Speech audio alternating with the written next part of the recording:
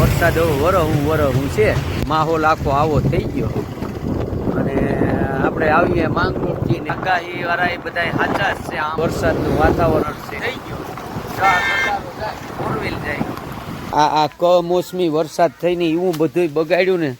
અમારા એમ કહેવાય કે બાળકોએ મંડપ કર્યો હતો, તો આ મંડપનું ને બધું બિશાળાનું આયોજન બગડ્યું છે. આપણી વાડીમાં ભગવાન રામદેવ પીરનું કે અમારા નાના નાના બાળકો આ મંડપ કરતા હતા. આ બધું હકેલે જયું ઉપર શેડ્યો, નારળીએ સીરીસું ને મારી ગયું. પછી અમે બધાય મદદ કરીએ અટાણે. એ વાતો એવી છે કે જો આ બધું ખેડૂ ને બધું હાસવવાનું હોય, ચારા ને આન તે ને બધું, કે એમ કહેવાય કે ઢેગલા બહાર પડ્યા, બધું અમે એકદમ તૈયારીથી હાચવીએ. આ બાયું સરિયું કાઢ્યું હોય એના ઢેગલા પડ્યા. આપણું ઘર છે. આ મંડપવાળા છોકરા બધા અહીં આવી ગયા અને આ બધું અંદર ગોઠવાઈ ગયું. કરે યુગ શું કરે આ મંડપમાં આવે શું થાય? હે જાય ઢોલે પડ્યો ને યુગ ને બધા બેસી ગયા. શું કરે હવે મંડપનું શું થાય? મંડપનું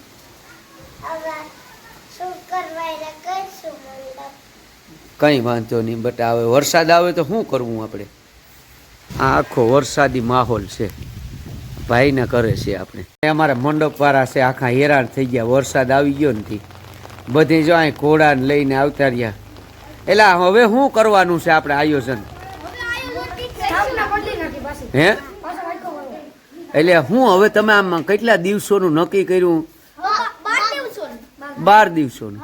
તો આપણે પછી 12 દી પછી ખડો કરવાનો રહી ને, એમ વરાપ રહી તો આ વરસાદ આખી આમ તો એમ કહેવાય કે આપણે મંડપનું આયોજન વીખી નાખ્યું એમ કહેવાય ને. તો શું કરવું હવે? બાળ મંડપ હતો અને જો આ બધા અહીં ફૂલ તૈયારીમાં ઊભા અને બધું હાસવી લીધું. હું આવી ગયો અગાસી ઉપર તમને બધું બતાવવા કે વરસાદનો કેવો માહોલ છે. આ એવો વરસાદ છે ને, હું આવ્યો છત્રી લઈને. અને આમ જોઈએ તો આ આખું એમ કહેવાય કે આ બધી વરસાદ એને મજા આવે તો અહીંયા આવે ને મજા આવે તો અહીંયા વહી જાય. તો આમ તો પહેલાં તો આપણે જગતનો તાત ખેડૂ, એટલે બધું જો આ વાવ્યું હોય ને એ આ વરસાદથી બગડે. આંબામાં કેરીઓ પણ બગડશે, આપણી 11 બગડશે, એ વાત ફાઇનલ જ છે. તો હું તમને હવે આખું આગળ આ બતાવવાનો છે.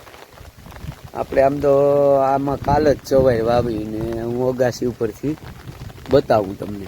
જવાય વાવી નારળીના પત્તામાંથી દંડા નીકળે ને એનું કામ હોય. છોકરા મંડપવાળા એવા હેરાન થઈ ગયા વરસાદ આવી ગયો થી તો હે કે હું ક્યાં જાઉં.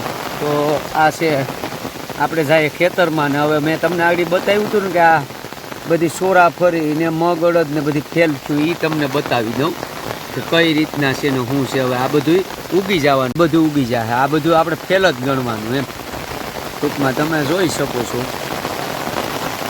હવે કેટલું નુકસાન થવાનું છે ને એ તમને બતાવું. આ જવાયર ને આમાં ઉગી ગઈ નારળીઓના બગીચામાં, બરાબર. હવે એ આ ફેલો જ ગણવાની. એનું કારણ એ છે કે આ વરસાદનું પાણી અડે ને એટલે આ બરી જાય. આ તમે જો આ બધું સહન કોણ કરી શકે? તો કે ખેડૂત કરી શકે. એ વાત થાય. આ બધી બગીચામાં નટાણ પાણી ચાલુ થઈ ગયા, એટલો વરસાદ થઈ ગયો.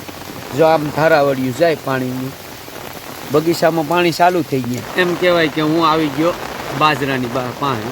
તો હવે તમને હું આગળ બાજરો બતાવવાનો છે ને આમાં કેવી રીતે નુકસાની થવાની છે ને એ બધું હું તમને કહેવાનું છે. એનું કારણ છે કે હવે આ ડુંડામાં આખી થૂલીને બધી આવી ગઈ, થૂલી ખરી જાય અને એમ કહેવાય કે બાજરો છે ને ભાંગી જાય આના વજનથી. આ ડુંડામાં પાણી ભરાશે ને વજનથી ભાંગી જવાનો છે. એટલે હું તમને તો હવે આ છે આખો બાજરો, તમે જોઈ લો.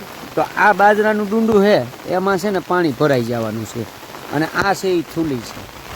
તો આ થૂલી ખરી જવાની આખી, એટલે દાણો ન સડે. આ જોઉં મારા હાથમાં એ આ ખરી જવાની છે એટલે દાણો નહીં સડે. અને આ બાજરો ઓછામાં તો 3, 3.5, 4 વીઘાનો બાજરો છે. અને આ બાજરો જે અત્યારે હિલોરે સડી ગયો ને એ બાજરો હાવ કમ્પ્લીટ થઈ ગયો કહેવાય આમ તો.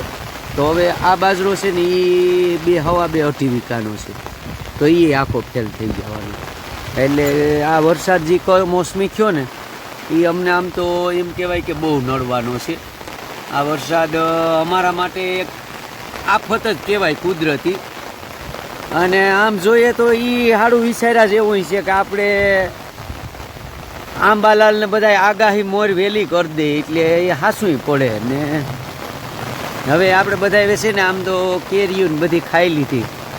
જો આ પેલા તો બાજરામાં એટલી તો ઝારું ને આડી આ જંગલી જનાવરોના કારણે બાંધવી પડે. જો આ બધી આડસ કરવી પડે. એનું કારણ છે કે બાકી છે ને ભૂંડડાને રહેવા ન દે.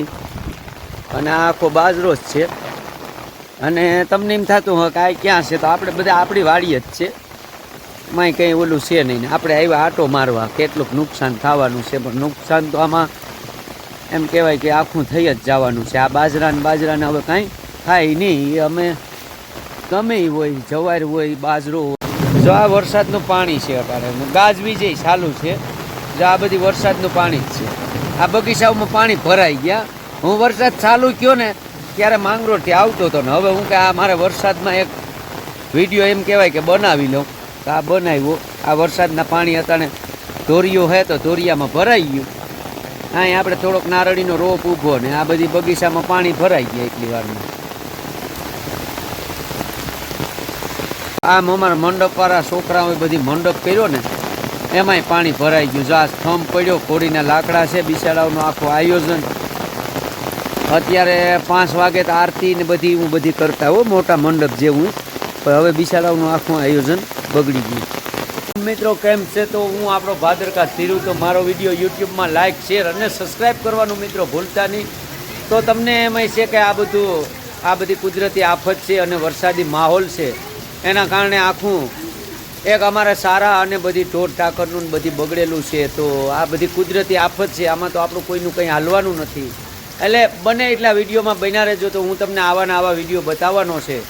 તો મારો વિડીયો યુટ્યુબમાં લાઇક, શેર અને સબસ્ક્રાઈબ કરવાનું મિત્રો એમ કહેવાય કે ભૂલતા નહીં. અને આપણે ફેસબુકમાં પણ તમે મને જોતા હશે તો લાઇક, શેર અને ફોલો કરજો મિત્રો. તો ફરી એક નવા વિડીયોમાં મળીએ. જય માતાજી, જય સોમનાથ, જય સોનબાઈમાં. અને વરસાદનું આપણા સપરાને ઉપરથી પાણી કેટલું આવે ને એ તમને બતાવી દઉં તો થોડુંક જોઈ લેજો. અત્યારે પાણી ચાલુ છે, આ ફરિયામાંથી પાણી જાય, આ બધી લોટાવેટરને પલરે.